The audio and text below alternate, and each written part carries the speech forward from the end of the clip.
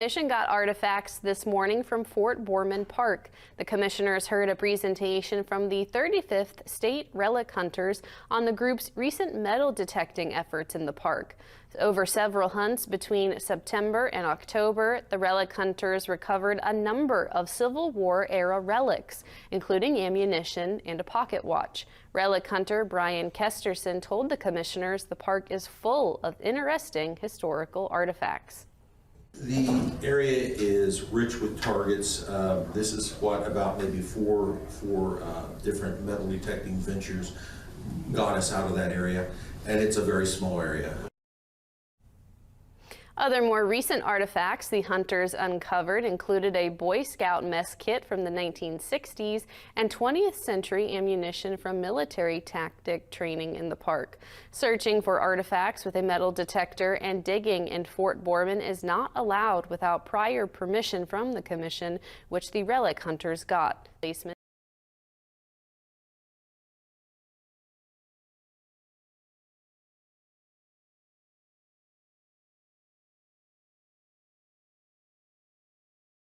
Here we are in the Wood County Commission. We have Bob Teeby, Commissioner. We have Jimmy Colombo, Commissioner, and we have David Blair Couch, Commissioner.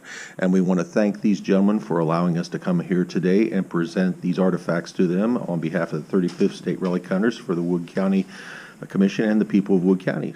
Items from the 35th State Relic Hunters that the Commission was kind enough to let us go to Fort Borman and recover from the target range. What we have here in this display frame are some 58 caliber bullets, some Williams cleanout bullets, and part of a pocket watch from about 1815. And these are pretty decent recoveries from that area. The other thing that we found when we were up in that area, of course this was not uncommon, but we found part of a ration book. This is something that the Civil War soldiers, they had been given meat from the depot down here in Parkersburg, as well as former Mayor Nicely's grandmother, who used to send food up from the bottom of the hill to give to them, and that's possibly something. We also found a 1960s era Boy Scout mess kit with the initials RB on it, whoever that was. And one of the other things that we found were the 4th U.S. Marines and the 1092nd U.S. Engineers were up at Fort Borman. This is an M1 Grand clip along with its cartridges. They had gone up to Fort Borman and they did tactical things prior to the Vietnam War. A couple of the other things we found a few broken horseshoes and a few broken mule shoes up there. The area is rich with targets. This is what about maybe four different metal detecting ventures got us out of that area, and it's a very small area. What is the caliber of, since I know that anybody, 53 caliber bullets? What is that? It's a 58. Those would have gone into a Springfield or possibly a Harper's Ferry. There's a lot of different type of caliber weapons. Vintage, what year? This would have been, the 58 caliber would have gone from the 1840s clear up to the 1860s. And then there's various other calibers. There's 44 caliber revolver balls, 31 caliber revolver balls, some buck balls. These were 3 little round lead balls that were placed in with a round 58 caliber ball, and when it was fired, they would disperse and have a better chance of having multiple targets being hit. You know, these were weapons of death, and the soldiers were up there practicing. The one Williams cleanout bullet with the zinc base, those were designed so that when you fired it, they would spin and they would scour out the inside of your barrel to clean them, because the fouling became very heavy with the black powder. But Parkersburg early history as well as Civil War history as we possibly can. Appreciate your knowledge.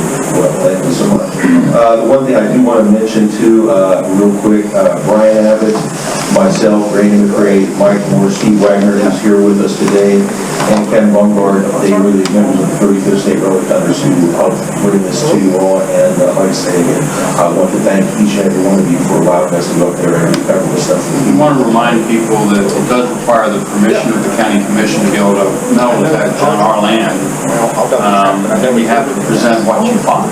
We know people that got in trouble for illegally hunting Blennerhassett Island, and I'm sure you don't condone that. You condone going through the proper channels. Exactly. That's one thing we stress on our website at 35th State Relic Hunters on YouTube. We stress that continuously. Get permission to talk to the people that you need to talk to. Do your own research. One thing that we find out is there are a lot of people who are what we call nighthawks. They find out where people have gone metal detected with permission, and they try to horn in on that, cause problems, and it's not very conducive for positive outcomes. I hope that you would follow up, like, I heard you talk with Blair earlier, that maybe Mountwood was Yeah, we would. couple areas. Yeah, we would be more than happy to do that for you all. When you're looking for somewhere to go, certainly. What type of equipment do you use? We have various types of metal detectors. I myself use a near AT Pro. Steve, what type of detector do you use? Mine Labs and Deus's. My labs and DSs. So, you've got a lot of different styles.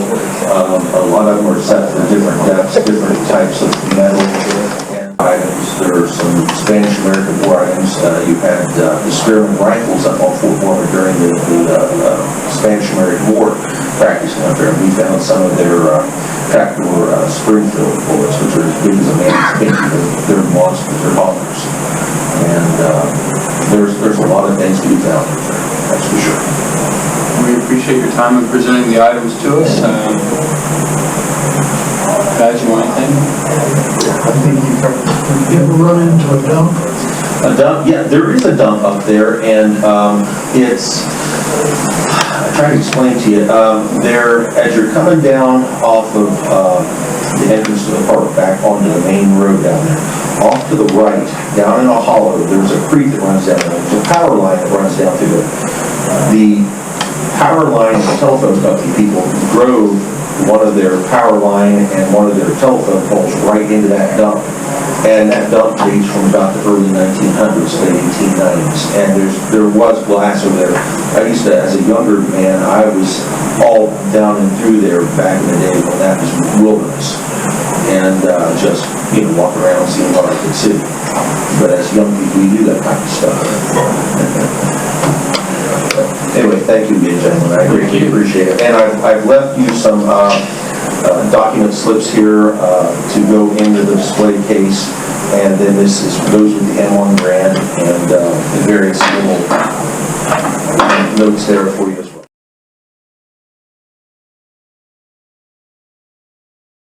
Here we are with our fellow detectorist, Steve Wagner. And Steve, what did you think about the meeting with the county commission? They seemed very open to listening to what you had to say. It's good to have people like that are in control of historic properties, that they understand that it's not history if it's in the ground, if nobody knows about it. So I was impressed that they were very open to letting us find the historical stuff there. Yeah. Steve, you've been detecting for quite some time now. What are some of the key things that you've learned about metal detecting that you want to pass on to other people? I'm a metal detector dealer, and a lot of people ask me which one's the best metal detector out there. The best metal detector out there is the one that you know. Learn that machine no matter what it is, whether it's a bounty hunter or the most expensive one out there, learn it, and it will tell you what's in the ground. But you just got to give it time, you got to learn it, and that's probably one of the best tips I can give anybody, no matter what it is. Okay. Do you want to give them some contact information, how they can reach you in case they would like to talk to you about purchasing a detector? Yes. We sell them out of Jim's Gun Shop up in Beverly, Ohio. You can get a hold of me, 740-629-3455, call or text. Mine Lab and Garrett dealer right now, and probably going to become a Nocta and XP Deus dealer in next month probably. Okay. So. A lot of people are curious about some of the Deus and some of these other ones. What have you heard, and have you tried some of these? What's the success rate that you've heard about or you've had yourself? Like the XP Deus, The original one, the XP1, was a heck of a good machine. With the Deus 2, they made it a multi-frequency. And MindLab runs a lot of multi-frequency. And what that does is the higher the frequency, the better it picks up gold. The lower the frequency, like 4 or 5 kilohertz, picks up silver better. So most single frequency machines run somewhere in the middle, 13, 15 kilohertz. The multi-frequency runs all of it, runs the gamut. So whatever you go over, whatever frequency hits it the best is going to hit it better. Okay. Than like, say like a silver dime at 10 inches, that 4 or 5 kilohertz is going to hit it a lot better than a 13. Now, when you say multi-frequency, is that anything like the pulse induction, or are those two different things? Those are two different things. Okay. The multi-frequency is just your kilohertz and stuff like that. Like I mentioned, the pulse induction is, and I don't know what the frequency of that is, or what, but it's a single thing. It's harder to discriminate with that. It likes all metals, but they do put some kind of discrimination in them where it'll blank out if it's on iron. But it's deeper. It's definitely deeper, and that's what one of my machines is pulse induction, and I've seen 44-inch pieces of large metal come out of the ground with them. Mm-hmm.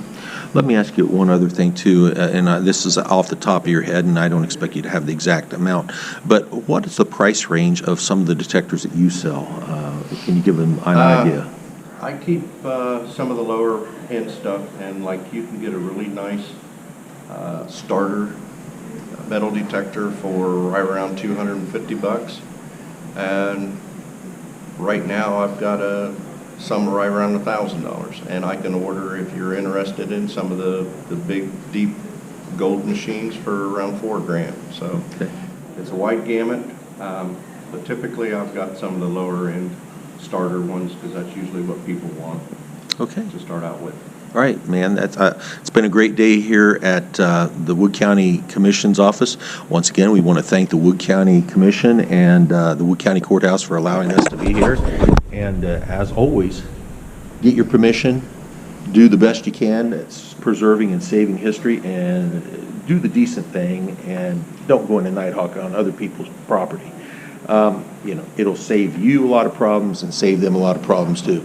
Anyway, for Brian Abbott, Steve Wagner, Randy McCrae, Mike Moore, and myself, Brian Kesterson, we want to thank you all for coming along on this little adventure with us, and there'll be more in the future. So, see you later.